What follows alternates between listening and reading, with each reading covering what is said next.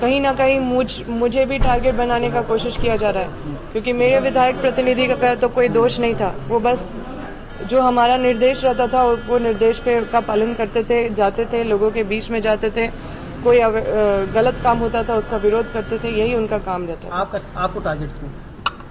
देखिए, मेरे विधायक प्रतिनिधि तक पहुंचना मतलब मुझ तक पहुंचना, मेरे परिवार तक पहुंचना। मेरे कार्यकर्ता मेरे परिवार है, और उनको अगर कोई बहुत जो मेरा राइट हैंड है उसको टारगेट करना मतलब मुझे टारगेट करना। अपराधियों का, क्योंकि पुलिस का नए नए लड़के हैं जिनको डिप्यूट करते हैं अपराधी, वो लोग को ही पकड़ के अपना थाना पूर्ति करते हैं, या फिर कोई निर्दोष लोगों को पकड़ के थाना पूर्ति किया जाता है। और ये लगातार ये घटनाएं होती रहती है, और इसमें कहीं ना कहीं इनका मन बढ़ा हुआ है अपराधियों का, क्योंकि पुलिस का संरक्षण है। पुलिस का संरक्षण नहीं होता तो अपराधी डरते। अब इस लेवल तक उनका मन बढ़ गया कि हमारे विधायक प्रतिनिधि को भी 1 दर्जन गोली से मार दिया गया।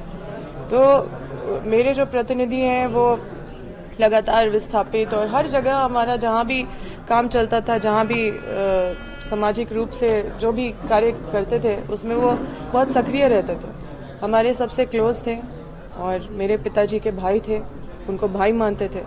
तो बहुत ज़्यादा हम लोगों का नुकसान हुआ है, और इससे पहले भी कई सारे घटनाएं हुई है। कोई व्यापारी को टारगेट किया गया है, उनका मर्डर कर दिया गया है। गोली की सूचना मतलब गोली मारने की सूचना अपराधियों के द्वारा हमेशा आती रहती है, और इस पर लगाम लग ही नहीं रहा है।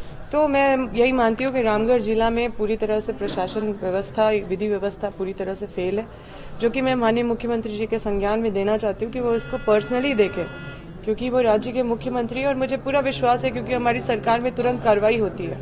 सिर्फ रामगढ़ की मैडम व्यवस्था या पूरे राज्य को? जब आम जनता कहती है कि राज्य में कानून व्यवस्था ध्वस्त, विपक्ष उसका साथ जरूर देती है, क्योंकि विपक्ष का भूमिका होता है। लेकिन मैडम एक बात पूछना चाहते हैं, क्योंकि अभी आप पीड़ित है तो आप काफी अच्छे से बयां कर रही हैं कि रामगढ़ में कानून व्यवस्था ध्वस्त है।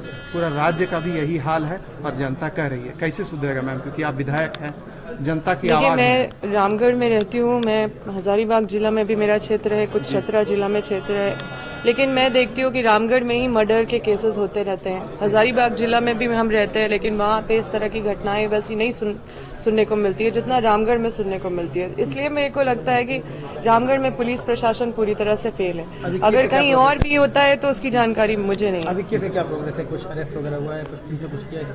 अभी तक कोई अरेस्टिंग नहीं हुआ है, आइडेंटिफिकेशन भी नहीं हुआ है किसने किया? अब ये इंटरनल बात है, ये पुलिस प्रशासन ही बता पाएगा कि किसको आइडेंटिफाई किया है और कब अरेस्ट करेंगे, क्योंकि हम भी इंतजार कर रहे हैं, और हम चाहते हैं कि इसका जांच एनआईए से हो, क्योंकि ये बहुत ही गंभीर सवाल है प्रशासन के ऊपर, क्योंकि लगातार इस तरह की सेम घटनाएं हो रही है, एकदम एक जैसा घटना हो रहा है। कभी व्यापारी मारे जा रहे हैं, कभी आम आदमी मारे जा रहे हैं, और अब मन इतना बढ़ गया है कि हमारे विधायक प्रतिनिधि का भी हत्या कर दिया गया है। कहीं ना कहीं टारगेट हम भी हैं, कहीं ना कहीं मुझे भी टारगेट बनाने का कोशिश किया जा रहा है, क्योंकि मेरे विधायक प्रतिनिधि का तो कोई दोष नहीं था। वो बस जो हमारा निर्देश रहता था वो निर्देश पे का पालन करते थे, जाते थे, लोगों के बीच में जाते थे, कोई गलत काम होता था उसका विरोध करते थे, यही उनका काम रहता है।